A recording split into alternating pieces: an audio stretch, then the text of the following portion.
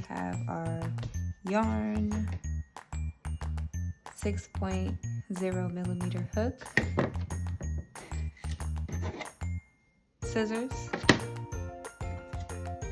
and stopper. We are ready to start. Now, I don't usually like to start from this end because you keep having to twist it as you go. So I like to kind of figure out where the middle is. Some fur. Okay, and kind of just dig my fingers in there. Get all in there like so. Most people don't really like a yarn kind of splat, but I do. So I just grab out the whole little yarn barf. Twist this piece up so that way it doesn't get lost and tangled.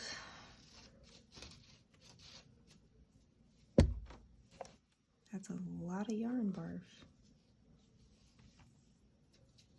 So this doesn't usually happen every time, but it does happen often. So kind of just abandon that yarn back there. All right. Now, here, you want to start off with a slip knot.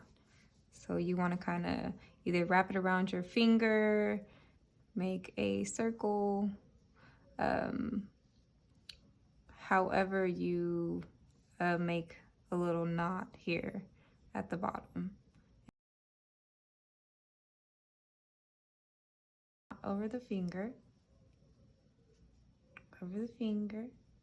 then you made your circle, and then you kind of want to squeeze it with these two fingers here, and then you pull this one straight through, and you still got that leverage to go back and forth. Cool. Okay, now fast forward back to this part to where I tell you about holding your needle, because this one here is, it can determine the longevity of crocheting. So you want to make sure that you hold it to where it's comfortable to you, to where you can maneuver and twist it as you need to. You want to kind of be making this wave motion as you're crocheting.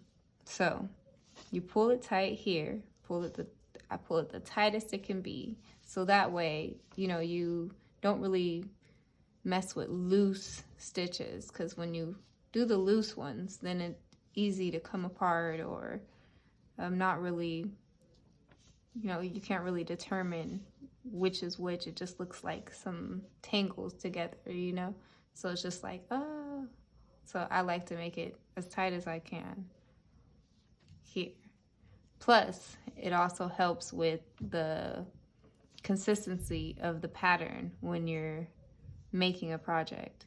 So, as you see, you want to kind of twist and pull, So here, you want to be holding your yarn to where it's comfortable, and you kind of have some tension on it, but not too much tension to where you're making it and it's like so tight you're like struggling, and so you want to kind of have this easy to where you can control the tension and stop it.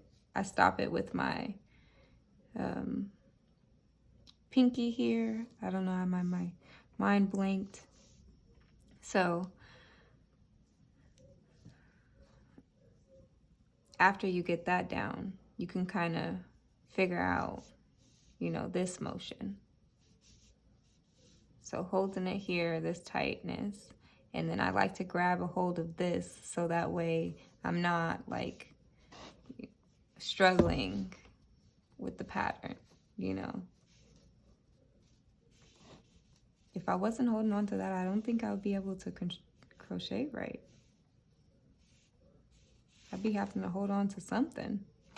Okay, so after getting your yarn through your fingers and holding it and the tension and getting the yarn hook and here and this hand and figuring out, you know, the most comfortable state, you know, your hands can be in so you can crochet and create. So, because the more tension, like your hands will start cramping up and you will be done. It will be a no-goner. So,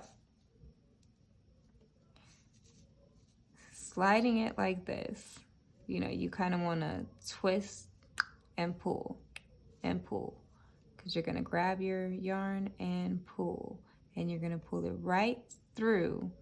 So you want to kind of, you know, develop this motion control. So grab it here, pull it through, and you just made your first crochet. Grab another one, pull it through, and you just made your second crochet. You feel like you've messed up and, oh, it's too, I don't know. You just pull it right back out. You can also pull this right back out. So nothing is permanent here. I do love that you have the freeness to create whatever it is you want to. One, and however many times you want to. 2, 3, 4, 5.